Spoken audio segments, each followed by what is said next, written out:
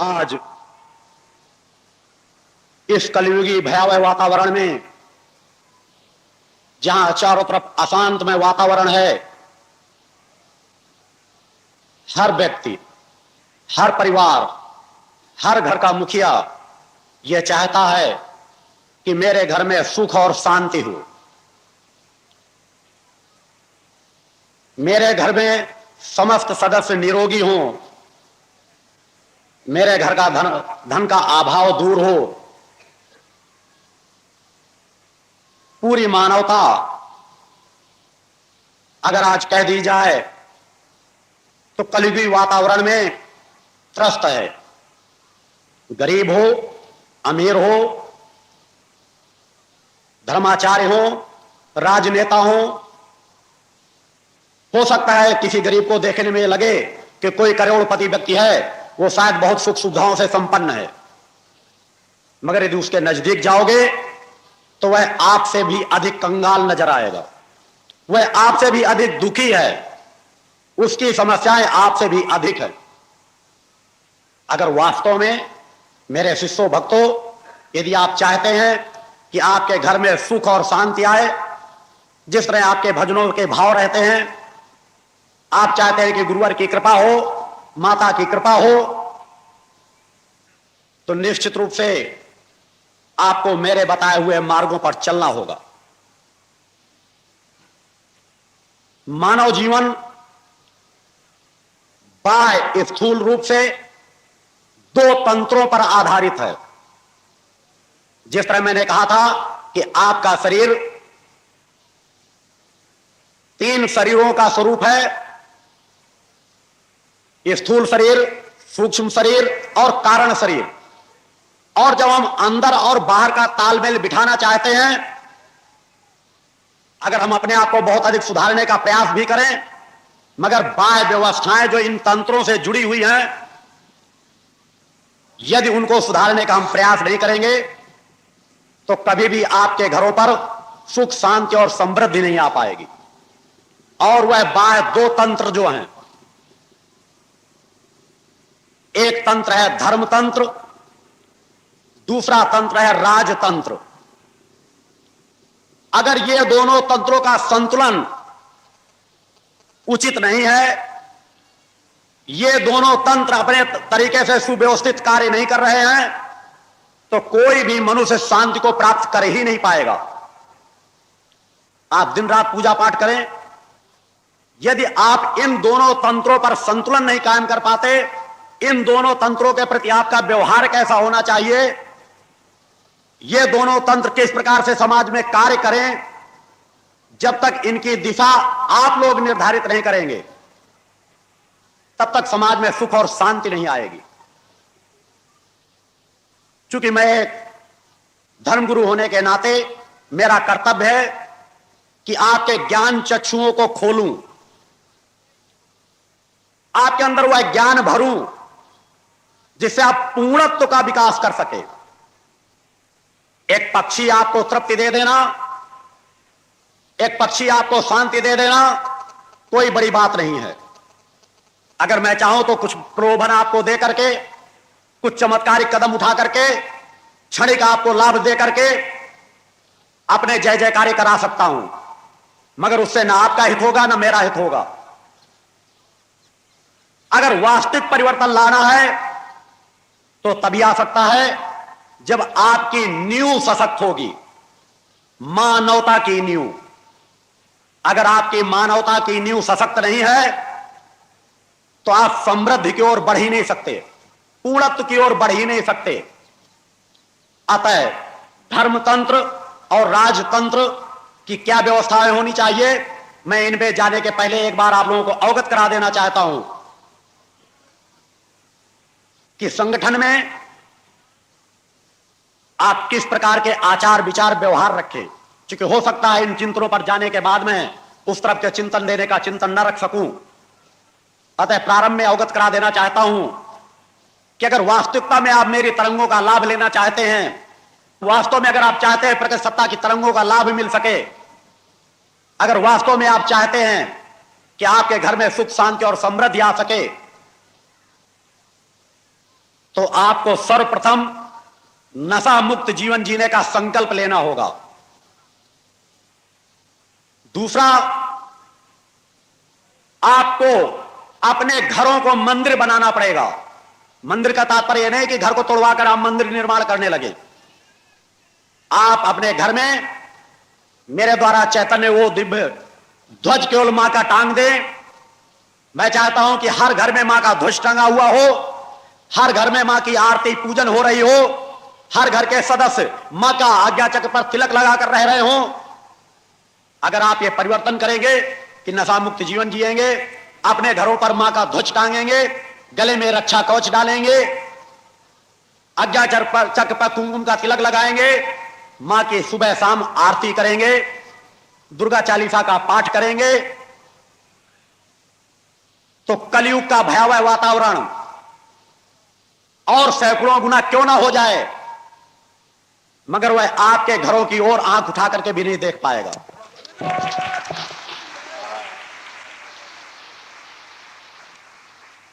आप चिंतनों को संतुलित बना करके, मैंने बार बार कहा है कि अगर बाह्य किसी चीज का हम उपयोग कर रहे हों तो उसके साथ हमारी भावना और चेतना जुड़ी होनी चाहिए। आप ध्वज टांगे, रक्षा कवच रखें, कुमकुम लगाएं। कुछ अव्यवस्थाएं हो सकती हैं जिनके बारे में भी चिंतन देना मेरा कर्तव्य है, कि जैसे कोई न्यायाधीश हो, कोई एडवोकेट हो, या कुछ और ऐसे विभाग हैं, पुलिस विभाग हो, सेना का विभाग हो, इनकी कुछ मर्यादाएं हैं कि अपने प्रशासनिक वक्त पर, अपनी ड्यूटी पर यह हो सकता है रक्षा कवच डालने का अधिकार उन कानूनी व्यवस्थाओं की वजह से न रख पा सके। तो मैं उनके लिए चिंतन देना चाहूंगा कि वो उस रक्षा कवच को अपनी जेब पर, अपने पॉकेट पर, अपने शरीर पर, जहां पर भी वो उचित चाहे उसको रख सकते हैं मोड़कर, उन समयों पर जब वो ड्यूटी कर रहे हों। बाकी समय पर वो गले में डाल सकते हैं, और उन समयों पर भी वो अगर चाहे तो मेरे उस लॉकेट को धारण कर सकते हैं, जो बराबर उसी प्रकार लाभ देता रहेगा। अतः सामाजिक व्यवस्थाओं को चलाने में अगर थोड़ा बहुत आपको परिवर्तन करना चाहें आप तो कर सकते हैं। दूसरी चीज जो मैं समाज को चिंतन देता हूं उस पर स्वतः अमल करता हूं। आज अगर मैं रक्षा कवच आपको डलवाता हूं तो इस रक्षा कवच को जब तक मैंने साधनात्मक जीवन जिया है, जब तक मैं उस प्रकट सत्ता को उस रूप में इस जीवन में भी नहीं उपस्थित कर सका, तब तक मैंने स्वतः रक्षा कवच को धारण किया है। और हमेशा आज भी सदैव अपने साथ रक्षा कवच रखता हूं जब भी साधनात्मक कार्यों पर रहता हूं।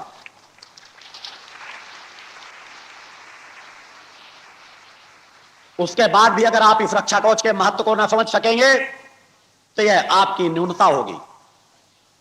जहां मेरे दिव्य आश्रम में ध्वज टंगा होगा वहीं मेरे निवास स्थान पर भी ध्वज टंगा होगा, क्योंकि इन ध्वजों से मेरी साधनात्मक तरंगे जुड़ी हुई हैं।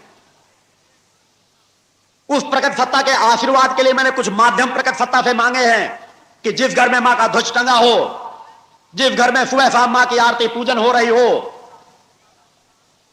जिस घर में शक्ति जल का पान किया जा रहा हो, जिस घर के सदस्य नशा मुक्त जीवन जी रहे हों,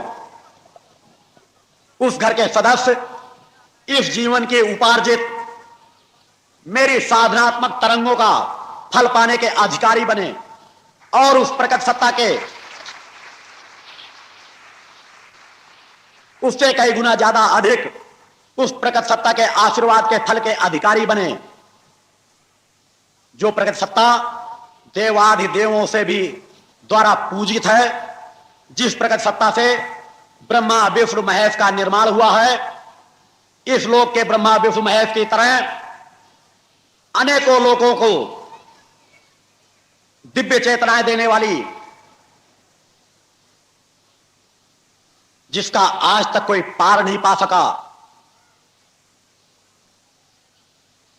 जिसके पहले कोई शक्ति नहीं है, मैं उस दिशा में चिंतन देना चाहता हूं कि अभी कुछ समय पहले मेरे पास एक चिट रखी गई थी, उसमें पूछा गया था कि हिंदू धर्म का प्रवर्तक कौन है। हिंदू धर्म कहां से प्रारंभ हुआ, हिंदू धर्म का स्वरूप क्या है, भाव क्या है, मैं अवगत करा देना चाहता हूं कि मैं नहीं जानता कि समाज के धर्माचार्यों ने आपको क्या जानकारी दी है, मगर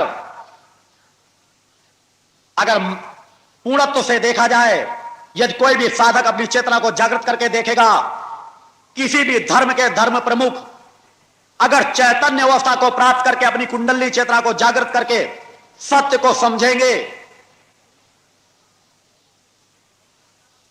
तो हिंदू धर्म की पूर्णत्व की देवी आदि शक्ति माता भक्ति या जगत जननी जगदंबा को ही पाएगा।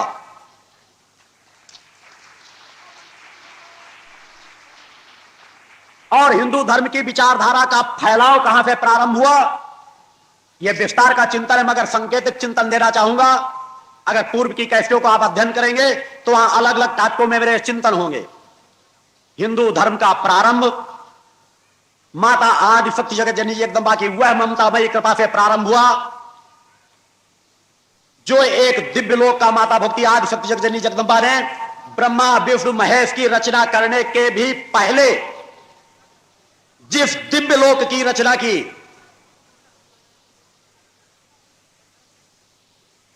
जिस पूर्ण ऋषि की रचना की, वह दिव्यलोक, सिद्धाश्रम, परम धाम, दिव्य धाम,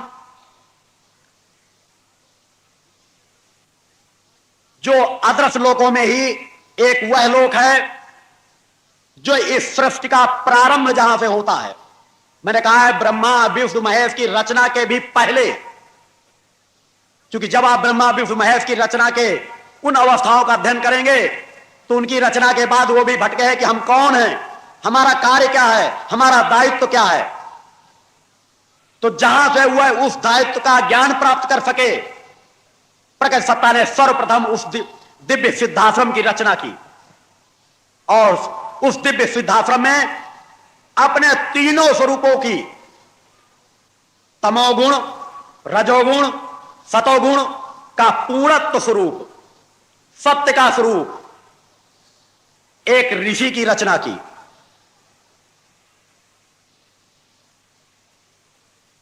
जिन्हें समाज ज्ञानी, योगी, बैरागी, स्वामी सच्चिदानंद के नाम से जानते हैं। भगवान की जय। स्वामी सच्चिदानंद का विस्तार समय के साथ शायद मेरे कोई चैतन्य शिष्य ही दे सकेंगे, चूंकि यह चेतना जो मूल स्वरूप का ही अंश रूप में अवतार लेकर के समाज के बीच आप लोगों के दुख दर्दों को दूर करने के लिए आई है, मैंने पूर्व में चिंतन दिया है कि मेरा मूल स्वरूप स्वामी सच्चिदानंद का है।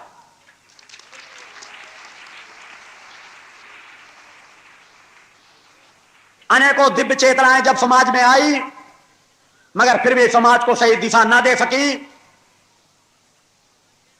बाध्य होकर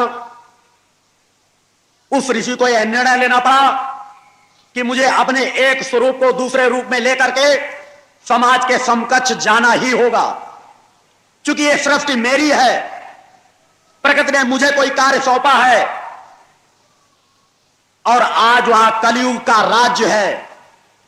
उस कलयुग की सत्ता को मिटाने के लिए, सत्य की सत्ता स्थापित करने के लिए मुझे इस शरीर के रूप में यहां जन्म लेना पड़ा। भगवान की जय। आज से 400-500 वर्ष के पूर्व के भविष्यवक्ताओं की पुस्तकों को पढ़ें। आज के मेरे शिष्य हो सकता है झूठ बोल सकते हैं, जिस तरह अनेकों धर्माचारों के शिष्य झूठ बोलते हैं आपको लग सकता है, मगर मेरे चैतन्य शिष्य, मेरे नजदीक रहने वाले शिष्य मेरे बारे में कभी झूठ नहीं बोलेंगे। मगर फिर भी मैं कह रहा हूं कि आप मेरी बात न माने, मेरे शिष्यों की बात न माने। आज से 400-500 वर्ष, 1000 वर्ष पूर्व के उन भविष्यवक्ताओं की उन पुस्तकों को तलाशें जो उनकी मूल प्रतियां हैं। उन मूल प्रतियों में मेरे जन्म के बारे में आज से 500 वर्ष पहले लिख दिया गया था कि मेरा जन्म कब कहां होगा। किस गांव में होगा, किस प्रांत में होगा, किस जाति में होगा, किस समाज में होगा, किस धर्म में होगा, मेरे शरीर की रूपरेखा क्या होगी, मेरे साधनात्मक कार्य क्या होंगे, अधिकांश कुछ वर्णित आज से हजारों वर्ष पहले लिखा पड़ा है। अब आज के समाज, आज के धर्माचार्य उसे न पढ़ सके, क्योंकि मैं इसीलिए व्यथित हूं कि उस चेतना स्वरूप को नहीं पहचान पा रहे जो उनका आदि और अंत है।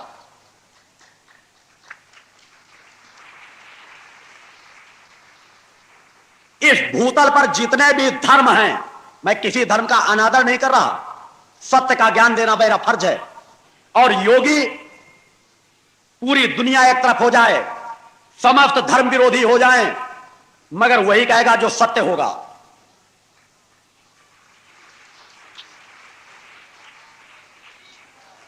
समस्त धर्मों का सूत्रपात उस सिद्धाश्रम से ही हुआ है।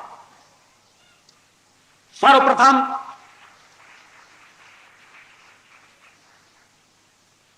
जब भी जीवन की प्रवाहित हुआ, हिंदू धर्म की एक विचारधारा चली है। यह हिंदू धर्म आज का ही नहीं है, यह सनातन सत्य है, एक विचारधारा है। यह धर्म केवल एक व्यवस्था नहीं है। संप्रदाय अनेकों हो सकते हैं, अनेकों धर्मों को आप देखेंगे जिनके धर्म ग्रंथ केवल एक या दो होंगे, एक या दो धर्म गुरु होंगे, मगर हिंदू धर्म में गहराई में प्रवेश करके देखें आप, उसके जब अंत में जाएंगे तो आपको ज्ञान हो जाएगा कि यह मानवता का धर्म है। यह उस तरह के धर्मों का धर्म नहीं है जिस तरह इस्लाम धर्म है, ईसाई धर्म है, सिख धर्म है। यह हिंदू धर्म उस तरह का धर्म का स्वरूप ही नहीं है। यह तो एक विचारधारा है। पूर्ण मानवता का, पूर्णत्व का स्वरूप क्या होगा, किस तरह के कार्य होने चाहिए, किस तरह के विचार होने चाहिए, किस प्रकट सत्ता की आराधना करना चाहिए, उस प्रकट सत्ता की ओर बढ़ने के लिए किस तरह अष्टांग योग को माध्यम बनाना चाहिए, कुंडली चेतना का ज्ञान अगर प्रारंभ में कहीं से आया होगा तो सिद्धाश्रम से ही निकला है।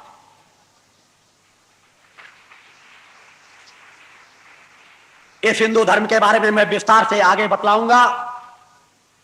अतः इन समस्त क्रमों का सूत्रपात उस सिद्धाश्रम से ही प्रारंभ हुआ है। आज अनेकों धर्म नए नए पनपते जा रहे हैं।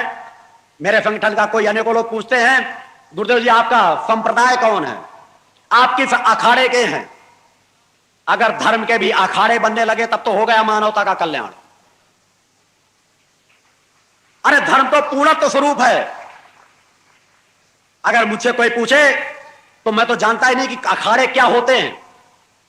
अखाड़े तो मैं जो कुश्ती लड़ते हैं मैं तो उनको अखाड़ा ही मानता हूं। अब आज यही है कि वो जो धर्म के अखाड़े लिए बैठे हैं तो बस आपस का वही द्वंद्व उनका चलता रहता है। समाज कल्याण के लिए उनके पास समय ही नहीं है। समाज के बंद ज्ञान चक्षुओं को खोल सके उनके अंदर वह चेतना ही नहीं है। मैं किसी अखाड़े का प्रवर्तक नहीं हूं, मैं किसी अखाड़े की स्थापना करने नहीं आया हूं। इस धरती पर मेरा कोई धर्म गुरु नहीं है। मैं उस प्रकट सत्ता का अंश हूं। वही प्रकट सत्ता माता आदि शक्ति जगत जननी जगदम्बा मेरी जननी है, मेरी धर्म गुरु है, मेरा सर्वस्व है।